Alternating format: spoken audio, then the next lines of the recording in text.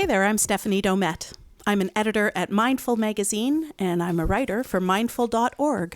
Hi, I'm Barry Boyce, editor-in-chief of Mindful magazine and mindful.org, and author of the regular column Point of View. And this is the Point of View podcast.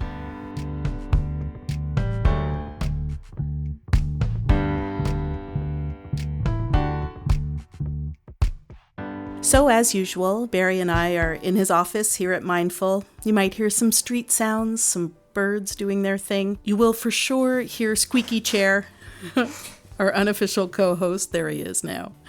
And we're all here to talk about, feelings. It's going to be great.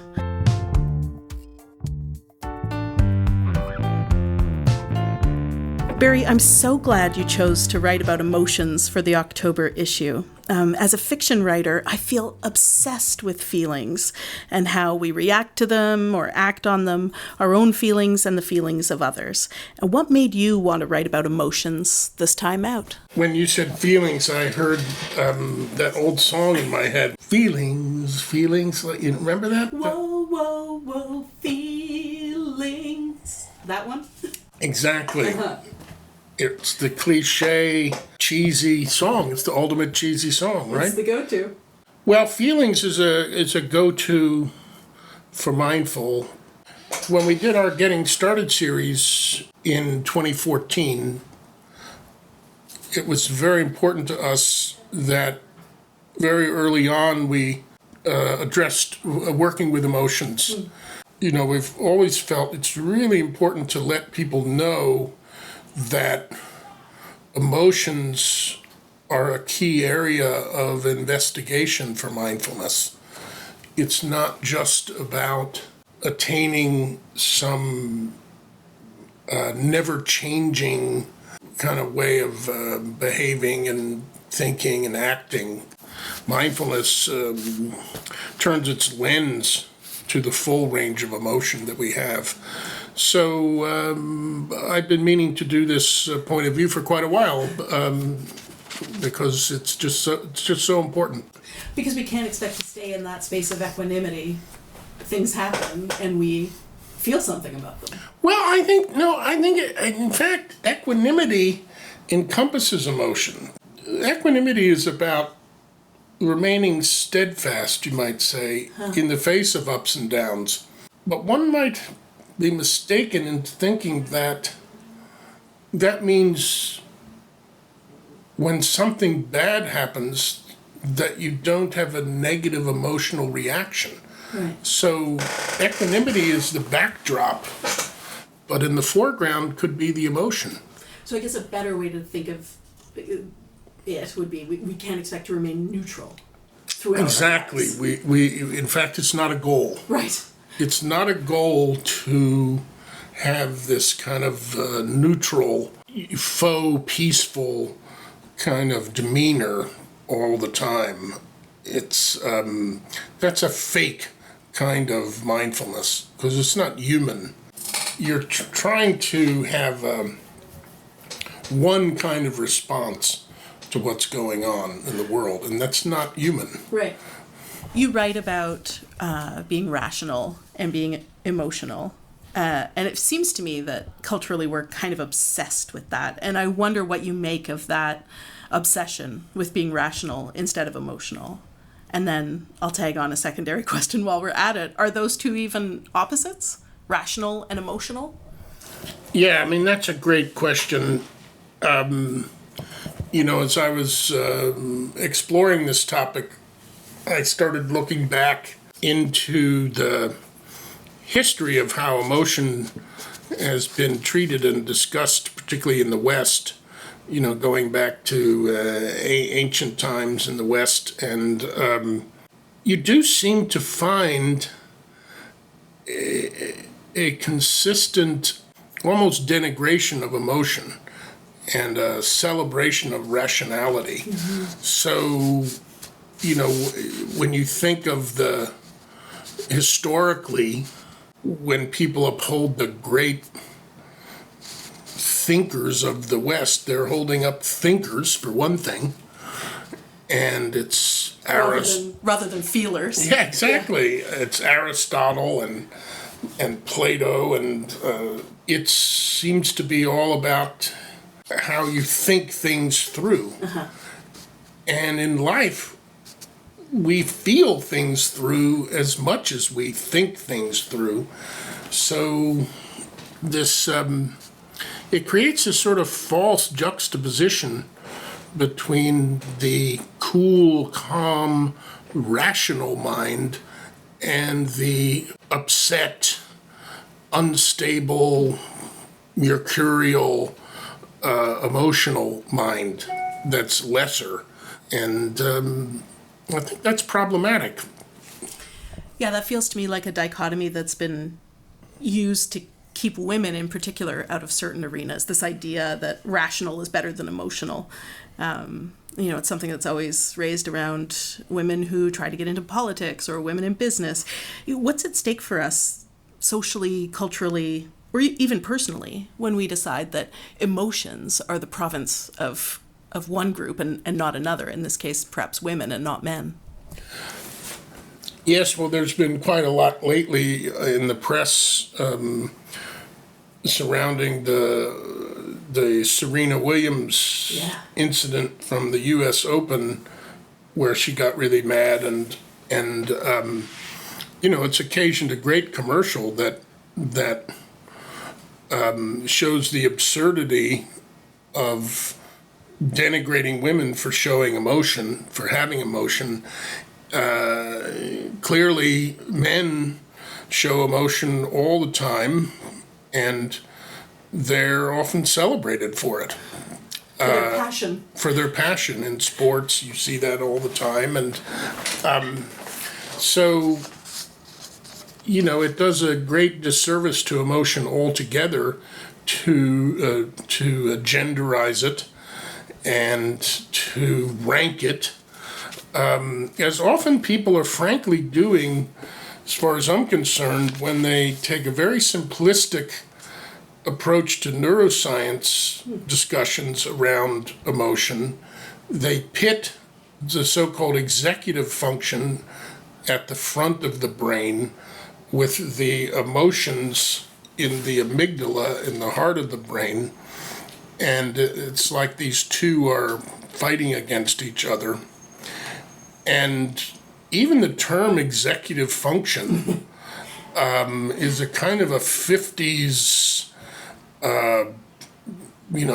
coat and tie, button down, top down kind of way of looking at things. There is no executive in your brain sitting at a desk. I picture him with his little horn-rimmed glasses and his fedora. Yes. Tapping away. It's like Mad Men. Yeah. And, sitting in their executive chairs trying to tame the emotions. Something much more complex is going on in our brains and our minds than that. So this simplistic, the rational versus the emotional, and having mindfulness on the side of the rational is just a perpetuation of the same old false dichotomy. Huh. It does a disservice to people who could benefit from mindfulness. If somebody's outraged and really upset, if they think that mindfulness is this thing where you're supposed to waft around in a controlled calm, they may think, well, this is not for me. I couldn't handle this. This is impossible. I can't do this. I tried and I'm never calm. I can't do it. And, that's really unfair. We need to break out of this stigma about emotion and understand it better.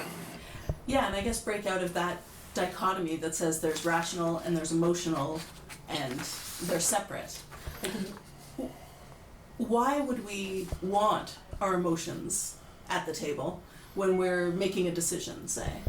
Well, I think that my friend and colleague, Dacher Keltner, who's a professor of psychology at UC Berkeley, and he directs the Berkeley Social Interaction Lab, And he's also the founder and faculty director of the Greater Good Science Center there.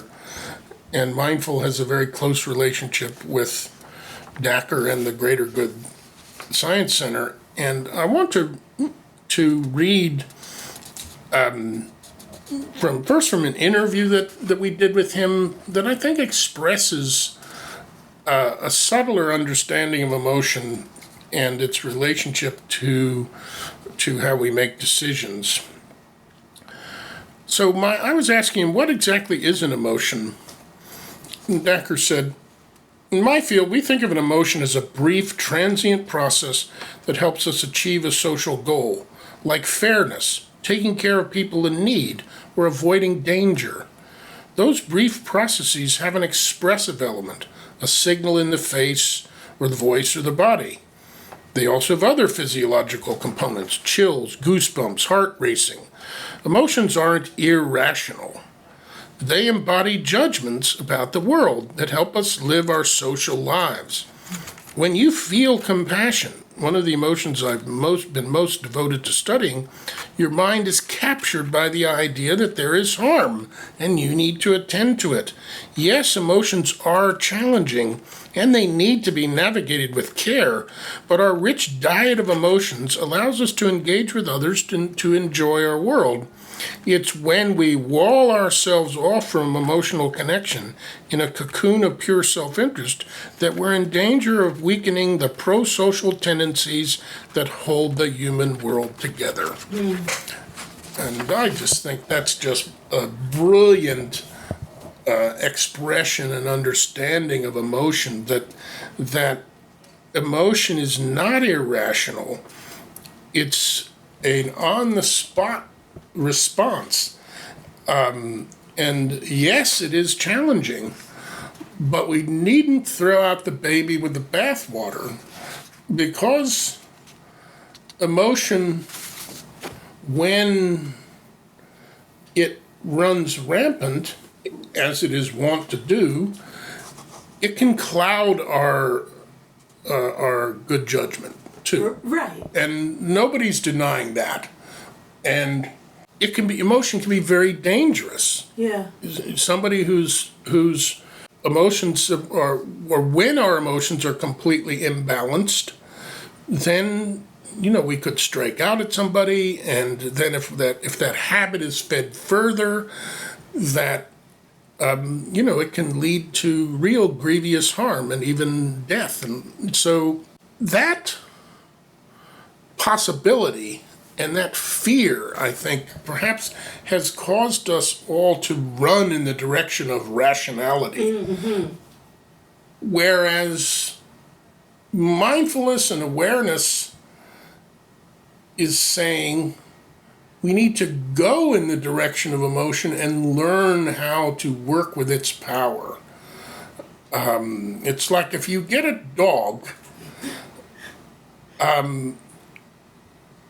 it's going to be wild, but with training, which is essentially learning how to communicate, the power of the dog can be quite contained. Right. And, we can tame our mind. Yeah, you refer to emotions in your column as elusive, shape-shifting inner beasts. So that gives me the sense that we want to work with them. We want to ride them rather than letting them ride us, right? Absolutely. And, that is the challenge we set for ourselves. And, it becomes a study in action, that we get to see how the emotions actually work in meditation practice. One of the things we do is, we set, let's say, a set amount of time that we're going to meditate for. And that's, by the way, usually the best approach to take. It's not to say, okay, I'm going to meditate until I'm tired of doing it, or I'm going to meditate until I achieve a particular thing. Now, I'm going to meditate for this amount of time, this stretch. And during that stretch, an emotional thought can and likely will emerge in your mind, but nobody's going to get hurt. They might hurt yourself a little bit if that emotional thought involves some beating up on yourself. But if you stay with it with kindness, you can ride through that. So we're essentially creating a personal, safe space. And if we meditate together with others, we're creating a group safe space. Right. The ultimate safe space. And in that space, we can observe our emotions, but observe, since it feels like seeing. Yeah. That's not quite it. It's to be intimate with and to appreciate and notice in our whole body. As Dacher was saying, emotions have all of these physical manifestations. So when you're coming to know what anger is, you're coming to know this whole landscape, the different ways it can manifest. So it's a great laboratory. And one that you can spend time in before you're kind of in the wild having an experience of anger and then reacting when you go out in the wild, I mean, let's say your spouse pisses you off. Yeah. And suddenly you're having an outburst. It's possible that the meditation could help you have a little bit more of what we call meta-awareness or metacognition, where while the event is happening, you also have a little bit of insight into that it is happening. And you might curtail it a little bit. The life cycle of that emotion might be shortened a bit. You might end up with a place where the power of the emotion is there, but the harming aspect of it can be greatly reduced. It's like you think of a child as reaching for a stove. And I did this when I was a kid. I think, has every child done that? I touched a burner, and wow, not good. Instant feedback. Yeah. But, your parent is there and says no. And there's a great power there. Right. It's direct. But then you might also get carried away a little bit because of, as Dacher was calling it, your self-interest. You say, you little shit. You add that part of it that harms. Right. And is that, one could contemplate, is that necessary? Right. Like, what purpose is that serving? Exactly. You're just off-gassing at that Exactly. point, You're just off-gassing. What does it really... It's like the difference between calling out and calling in. Calling in, right. Right. That, we're going to call somebody out on that. And make an example of them and shame them. Exactly. And let's say you do have that fight with your spouse, and you start to feel bad about it. You said some things you're going to regret. So that's also part of the process. You can bring that back to the laboratory, and with kindness, you can have a non-judgmental appreciation for what occurred. I guess this is why we call it practice. Very much so, yeah. All right, so I would like to practice this. And I think you're just the guy to show me how to do that. Yeah, and I think, we often talk about it as working with difficult emotions. Anger being the one that probably gets us in the most trouble. Although, frankly, passion gets us in as much trouble of a different kind, probably. But the practice that I'm going to lead us in has to do with that meta-awareness or metacognition that I was talking about. So, almost in the way that an actor would, we're going to generate an emotion and just be with it for a little bit, and then come back to basic meditation. So let's begin by settling into your seat, whatever kind of seat you have. If you're on a meditation cushion on the floor, then notice how your bottom is connecting with that cushion and how you're resting your legs and your feet on the floor. If you're in a chair, same thing. Notice your bottom touching the chair and your feet on the floor. Your eyes may be opened or closed, and you have an upright but not stiff posture. Let your chin drop slightly in a gesture of humbleness. And now begin by paying attention to your breath.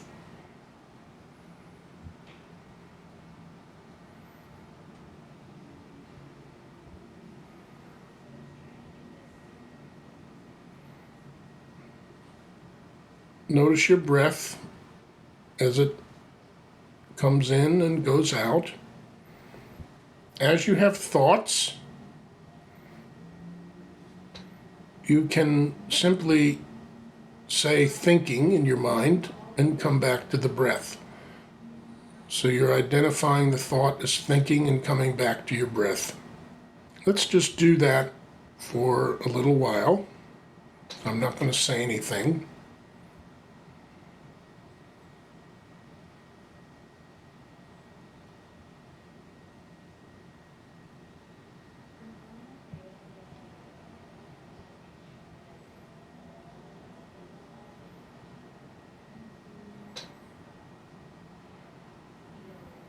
Right now, within this space of mindfulness, we're going to generate an emotion. And let's work with anger. Think of something that outrages you, some kind of harm that people do, like making a overtly racist comment or being harsh and pushy, and maybe you see somebody shoving someone. Just think of a specific instance that makes you upset, angry. Right now, focus that anger. I'm thinking right now of a specific person making a very nasty kind of statement. Feel the anger rising, what that feels like. Just experience how it feels in the body.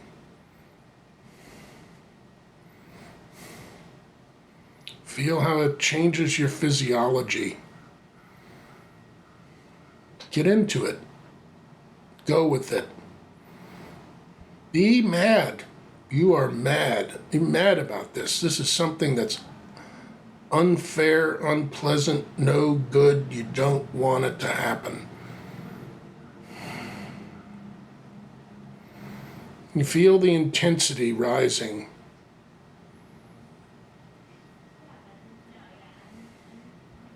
Maybe it's uncomfortable. Maybe you don't like feeling this way. Or maybe you do.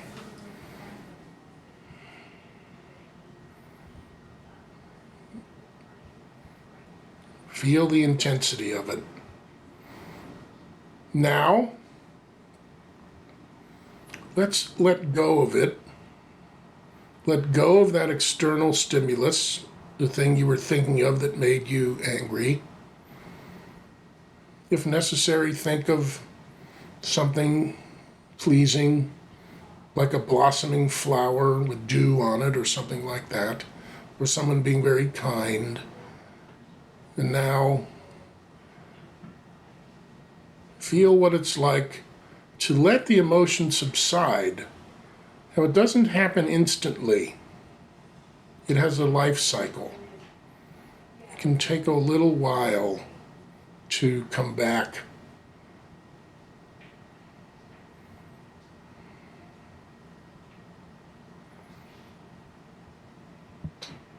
Now just spend a little bit of time paying attention to the breath.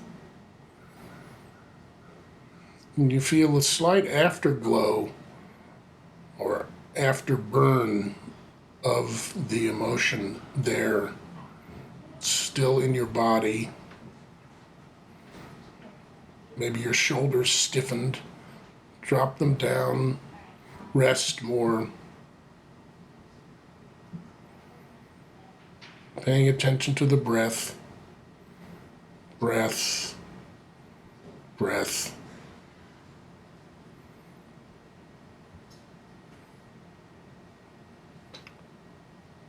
All right. That's it. We've concluded. Thank you very much. Thank you very much. That was something. It is interesting to feel the power of the emotion as something that you can experience with the light of awareness and insight. Yeah.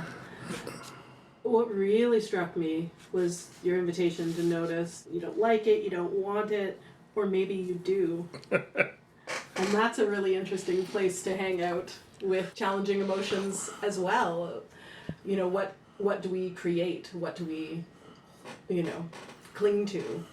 Yeah, I mean, that speaks to the fighting or not fighting, and there's a quality to the emotion, if you can take my word for it, that just is.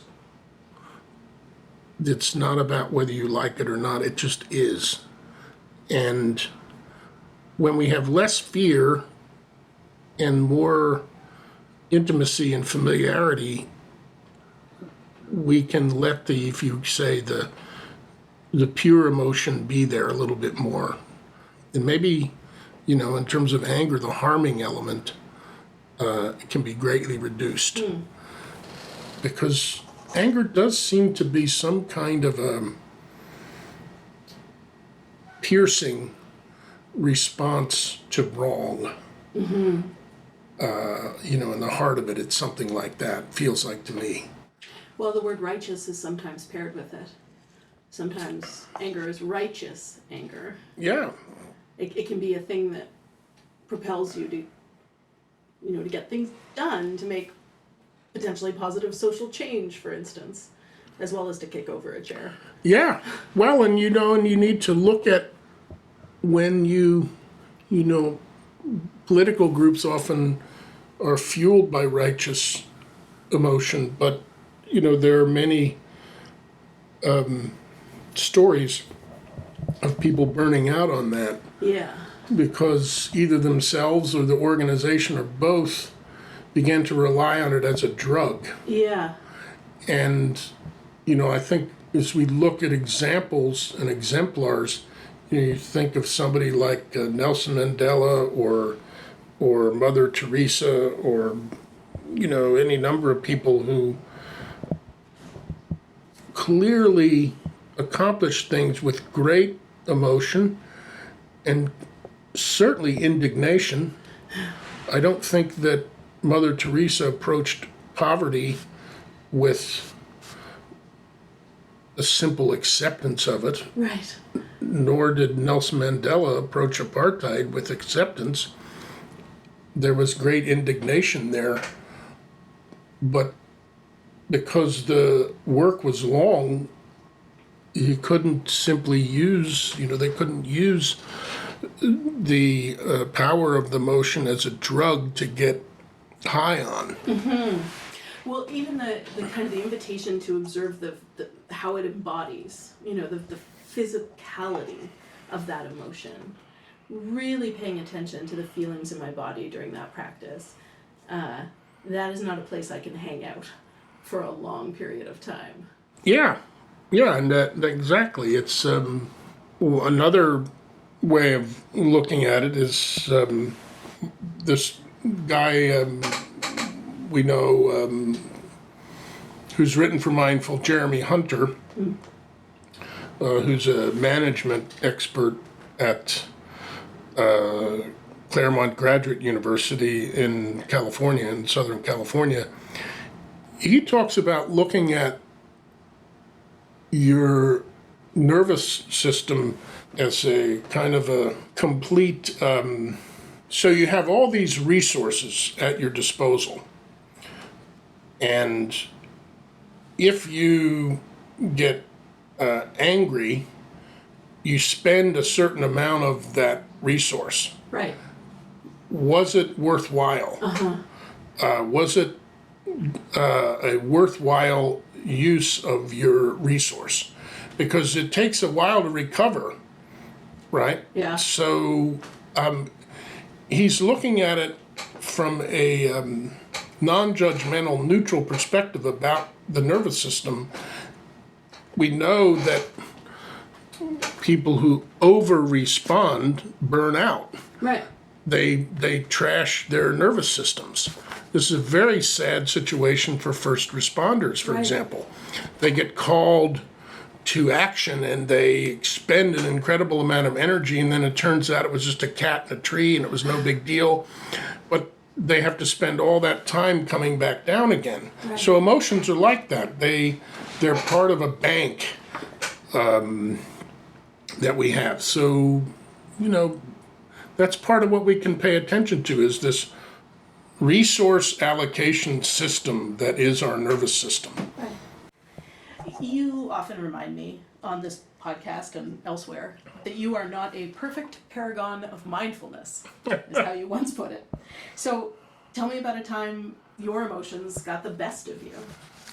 Well, as I was thinking about this question, since you prepped me for it, I came to not thinking about one particular incident, but rather different landscapes of a particular emotion, in this case anger, which is a lot of what we've been focusing on. One part of the landscape was with my children. When I was helping my children with schoolwork, I often lost my temper. And, rather than having that energy be channeled into intense focus, it was channeled into irritation, and I lost my temper with them in a way that I am not happy about. And I tried to learn a lot from that. I learned that children will perceive a statement as a judgment when it comes from a parent. And if you add to that, if you put some juice into that with temper, then that's really a hard thing to put on somebody who's trying to learn how to make their way in the world. So that's one landscape where I have a definite experience of both the power and danger of emotion. Another one is in marriage, in the relationship with a spouse. It's the rare couple who doesn't have fights. It's just part of being in a relationship, and they're very puzzling. Yes. They're very, very puzzling. They seem necessary. They have to. There's, whether it's an escape valve or you're just negotiating so many things in a small space with somebody. Yes. It's inevitable that the friction has to emerge. So somebody once said to me, well, it's important that you're both playing by the same rules somehow. Right. My wife and I fight very rarely these days. We're married, for an extremely long time. I think perhaps we've worn that out. But you've seen the movie before. You know how it ends. Yeah, and but it definitely happens, and I would say it's an area that I find fascinating. because I wouldn't counsel a couple to try not to fight, because that just seems unrealistic. But how can the fight be healthy? Right. And that's one area that I just find incredibly interesting. Then another area I find interesting is anger at a distance. Oh, what do you mean? So, we have media, Yes. and we forget what media really means. Media is bringing us mediated information at a distance. Uh-huh.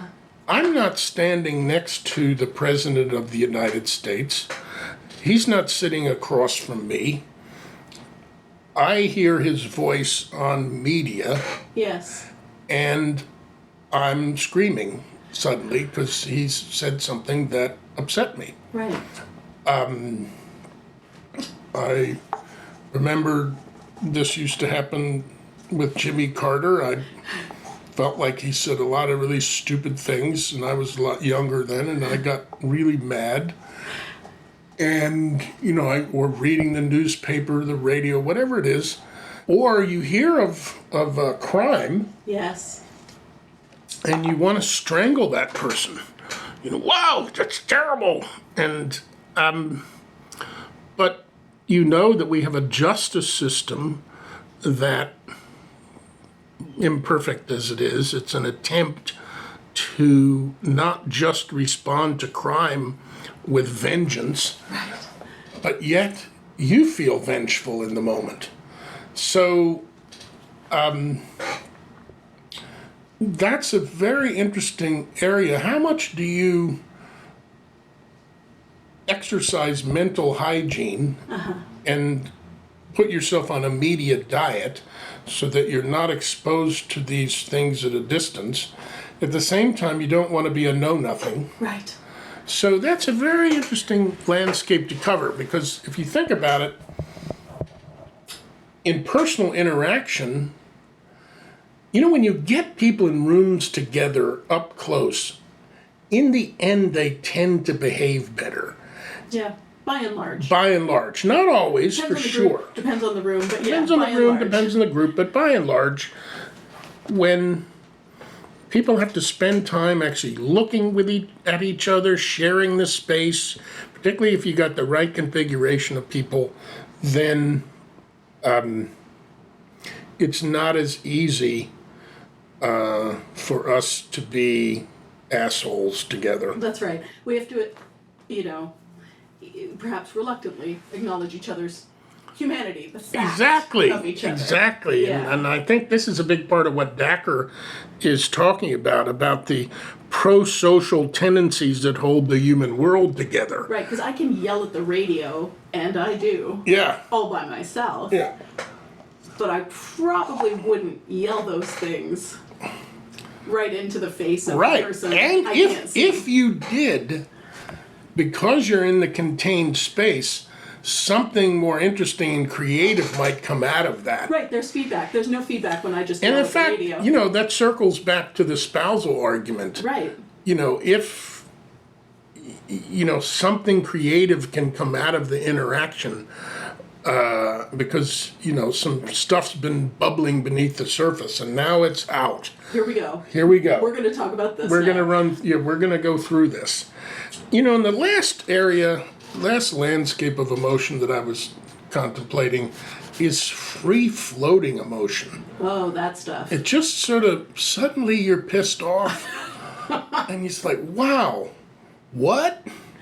And, you think, well, there must have been some pathway to get here. I'm not always sure, what that is. Just that flicker. It's like an electrical signal or something. Yeah, and it can be passion, too, suddenly you're passionate sexually or something, or it could even be, more neutral, like suddenly you're just really indifferent and bored, or who cares. I think the way that I've worked with that free-floating situation is to have a lighter touch on it, just to let the things come and go, because they will. They'll have a lifespan. Right. So you just are like, oh, this is here now. Exactly. I haven't had much luck in, if there's some underlying impetus that I need to be looking at, or we need to be looking at, I have a feeling with patience it will reveal itself. If I get too, it just becomes too much of a self-referential, exploration in the echo chamber when why am I angry right now? And, then you're down a rabbit hole. Right. Anyway, that's been my experience. Last time we were together, we talked about the mindful vulgarian. You're sort of, I don't know, is that an alter ego, or I don't know what that guy is. I don't know how alter it is. It might just be It's part of straight up ego. part of who I am, I suppose. And what does he make of all this? Well, I think the vulgarian is mostly ticked off about the false notion of mindfulness is creating this kind of a thing that I was talking about in the beginning, where being mindful means being one kind of thing.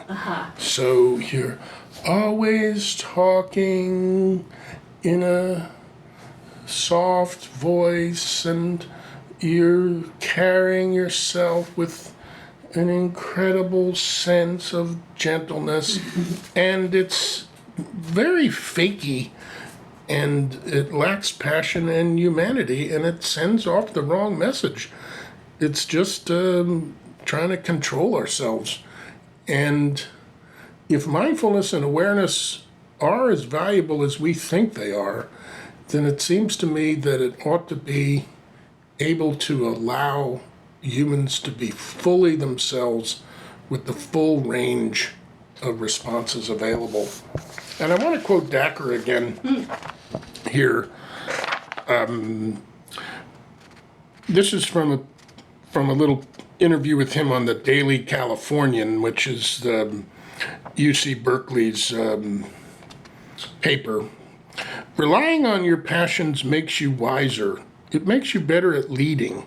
It improves the bottom line at work. It's better for your physical health.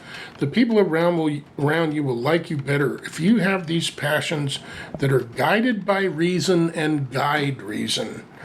I come out of a school of thought that the passions are why we're here, and they are our most human qualities. I love what he says, guided by reason and guide reason. Yeah. So We can't separate those two. no, We shouldn't try. insight and emotion work together. Intellect and passion, heart and head, however you want to describe these things, they're just this wonderful interplay. And that's the arena we're in. So if you think of, if something is too emotional, quote unquote, in a way what we're saying is that there's not enough light in there, there's not enough insight.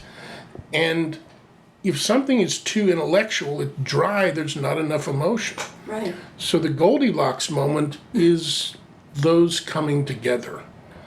And, if you think of great art, often it brings those two together in a beautiful way, like a great speech in a play, or a performance of a song. Or so yes, the mindful vulgarian says, God damn it, let your emotions run wild and deal. Well, thanks to him, and thanks to you, Barry. Yeah, this has been fun. And till next time, Till next time. be well. This has been Point of View with Editor-in-Chief Barry Boyce. This podcast is a production of mindful.org. If you want to talk to us about what you heard on the podcast, if you have a question for Barry, you can drop us a line at mindful.org. You can find more of Barry Boyce at mindful.org. Just search his name in the search bar. You'll find audio practices, tons of stories, and all the other episodes of Point of View. I'm Stephanie Domet. Till next time, work with your emotions so they don't work you over.